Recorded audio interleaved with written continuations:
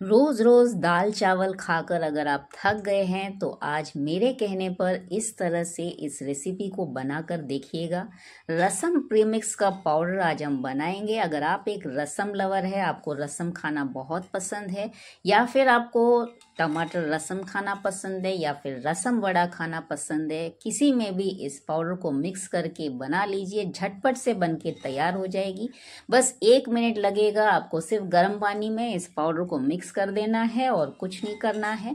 तो hello everyone, welcome back to my another cooking blog channel. I hope all of you are doing well. तो चलिए video को शुरू कर लेते हैं। सबसे पहले मैंने एक कढ़ाई ले ली है और मैंने गैस चालू कर दिया है। अब मैंने इसके अंदर डाल दिया है 1 कप जितना तुअर की दाल। 1 कप यानी कि 125 ग्राम के हिसाब से होगा। आप अपने हिसाब से कम ज़्यादा क्वांटिटी में बना सकते हैं। मैंने यहाँ पर आज 125 ग्राम जितना तुअर की दाल ली है, यानी कि 1 कप तुअर दाल लिया है। अब इसको हम 1-2 मिनट तक भून लेंगे। इसका कलर चेंज नहीं होना चाहिए, बस इसको अच्छी तरह से गर्म कर लेना है हमें। 1-2 मिनट तक मीडियम फ्लेम में अच्छी तरह से इसको भून लेंगे और जैसे ही अच्छी तरह से गर्म हो जाए हम इसको एक प्लेट में ट्रांसफ़र कर लेंगे। ध्यान रखिएगा, जब भी प्लेट में ट्रांसफ़र करें तब दाल अच्छी गर्म होनी चाहिए। अब उसी कढ़ाई में मैंने ले लिया है 2 कप जितना साबुत धनिया और इसी के साथ मैंने ले लिया है आधा कप जितना जीरा। अब इन दोनों को अच्छी तरह से मिक्स करके भून लेंगे। ध्यान रखना है, जिस कप से आप सब सामग्री ले रहे हैं उसी कप में हमें सभी चीज़ों को लेना है। इसको भी हम मीडियम फ्लेम में अच्छी तरह से भून लेंगे। इसका भी कलर चेंज नहीं होना चाहिए, बस इसको अच्छी तरह से गर्म कर लेना है। 1-2 मिनट तक इसको भून लेना है। इस तरह से अगर आप इस पाउडर को स्टोर करके रखेंगे तो आप 1 साल तक आराम से इसे यूज कर सकते हैं, अगर आप ज़्यादा क्वांटिटी में बनाना चाहते हैं तो। तब 1-2 मिनट हो चुका है और अच्छी तरह से ये गर्म हो गए हैं और अब इसको हम एक प्लेट में ट्रांसफ़र कर लेंगे।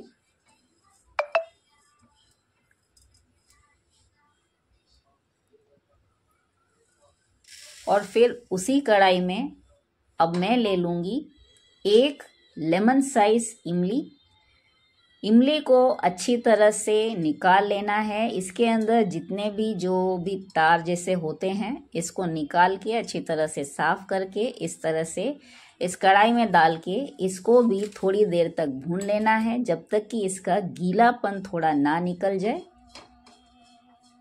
इमली में थोड़ी नमी सी होती है, इसके लिए इसको हम थोड़ा अच्छी तरह से भून लेंगे। इसके अंदर कुछ रेशे जैसे होते हैं तो उन सबको अच्छी तरह से निकाल लेना है। कभी कभी इसमें गुठलियां भी होती है। अब इसके अंदर मैंने डाल दिया है 15 से 20 लाल मिर्च, लाल साबुत मिर्च डाला है और 1 मुट्ठी जितना मैंने करी पत्ते डाल दिए हैं और इसको भी हम इसके साथ अच्छी तरह से भून लेंगे। करी पत्ते के और मिर्ची के जो कलर है वो चेंज नहीं होना चाहिए, इस बात का हमें ध्यान रखना है। इसे भी हम 1-2 मिनट तक अच्छी तरह से भून लेंगे। अब इसी में हम डाल देंगे 1/4 कप जितना काली मरी और फिर इसको भी इसके अंदर डाल के अच्छी तरह से भून लेंगे। इन सब को अच्छी तरह से भून लेना है और हमारी जो इमली है वो भी अच्छी तरह से अब इसमें हमने भून दिया है। तो देखिए करी पत्ते भी अच्छी तरह से मुरमुरे हो चुके हैं। तो आप देख सकते हैं इनका कलर बिल्कुल भी चेंज नहीं हुआ है। और अब इन सब को उसी प्लेट में हम ट्रांसफ़र कर देंगे।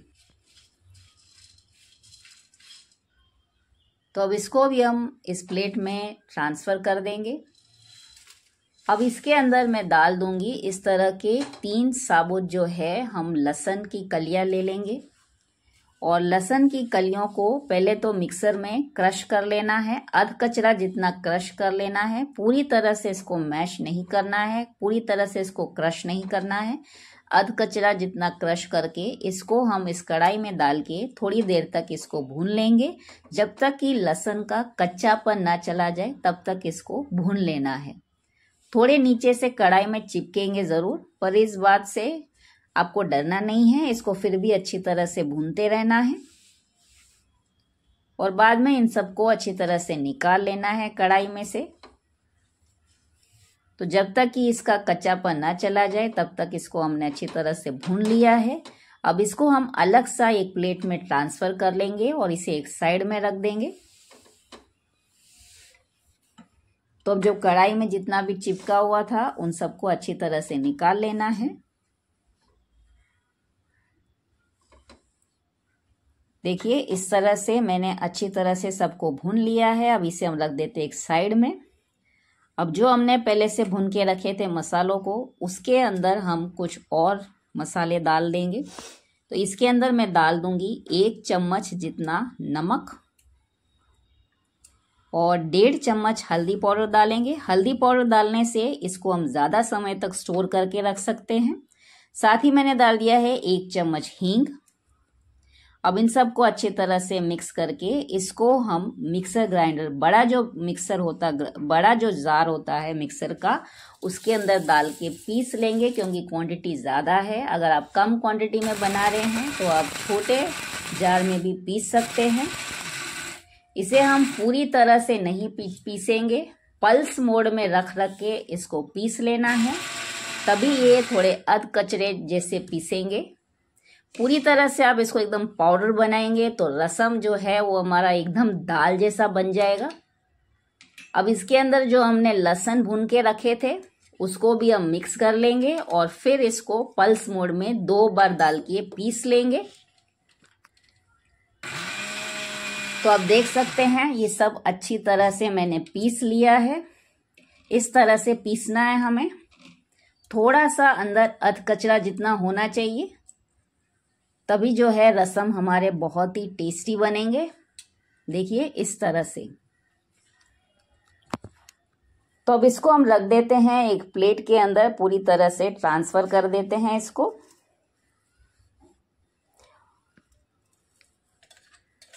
और इसे अब हम दे देंगे एक तड़का। तो तड़के के लिए मैंने इसमें कोई तेल का यूज़ नहीं किया है, इसको ऐसे ही हम तड़का देंगे। एक कढ़ाई में 1 चम्मच राई डाल देंगे, साथ ही हम डाल देंगे 1 चम्मच जीरा, 4-5 मैंने साबुत लाल मिर्च डाल दिया है और थोड़े से करी पत्ते भी डाल दिए हैं।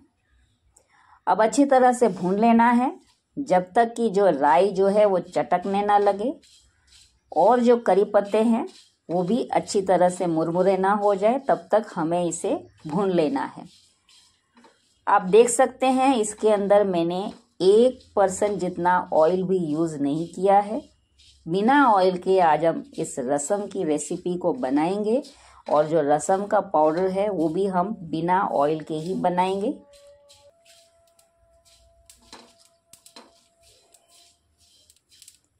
तो अब आप देख सकते हैं राई भी अच्छी तरह से अब चटकने लगी है और जो करी पत्ते हैं वो भी अच्छी तरह से मुरमुरे हो चुके हैं।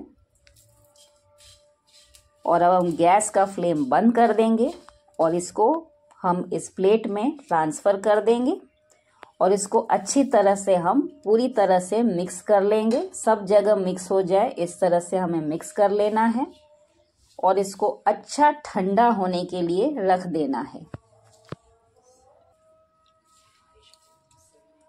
क्योंकि अभी हमने गरम गरम इसके अंदर डाला है।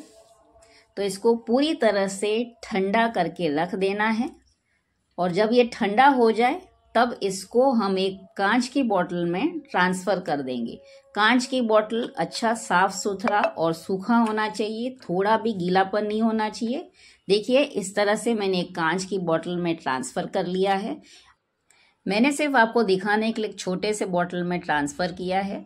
इसे हम बिना फ्रिज के 1 साल तक बाहर आराम से स्टोर करके रख सकते हैं, बिल्कुल भी बिगड़ेगा नहीं ये।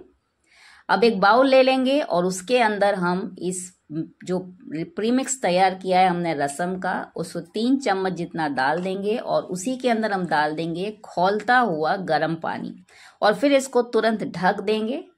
अब ढकने के बाद हम इसको 2 मिनट के बाद खोल के देखेंगे तो हमारा रसम जो है बन के तैयार हो गया है और इतनी अच्छी खुशबू आ रही है इसको खोलने के साथ। देखिए अब सिर्फ हमने गर्म पानी डाला है और उसके अंदर इस पाउडर को मिक्स किया है और हमारा रसम बन के तैयार हो गया है। इसमें हमने 1 बूंद जितना भी तेल यूज़ नहीं किया है। तो आप देख सकते हैं रसम बहुत ही टेस्टी बने हैं। तो इस तरह से आप इस रसम के पाउडर को स्टोर करके रख सकते हैं काफ़ी महीनों तक और आराम से जब मर्जी पड़े तब गर्म पानी में डाल के इसको बनाकर तैयार कर सकते हैं। इसी रसम के रेडी मिक्स पाउडर से आप टमाटो रसम बना सकते हैं, आप दाल रसम बना सकते हैं, चाहे तो रसम वड़ा भी बना सकते हैं। आपको जैसा भी रसम पसंद हो आप बनाकर खा सकते हैं। अब ऊपर से मैंने थोड़े से हरे धनिए डाल दिए हैं। अगर आपको दाल रसम बनाना है तो आप दाल को उबाल लीजिए और इसके अंदर रसम पाउडर डाल दीजिए, आपका दाल रसम बन के तैयार हो जाएगा। तो आप लोग को ये रेसिपी कैसी लगी? अगर अच्छी लगी हो तो प्लीज़ वीडियो को एक लाइक ज़रूर कर दीजिएगा और शेयर करना बिल्कुल ना भूलिएगा। मैं मिलती हूँ नेक्स्ट नई रेसिपी के साथ। तब तक के लिए टेक केयर, धन्यवाद एंड बाय बाय।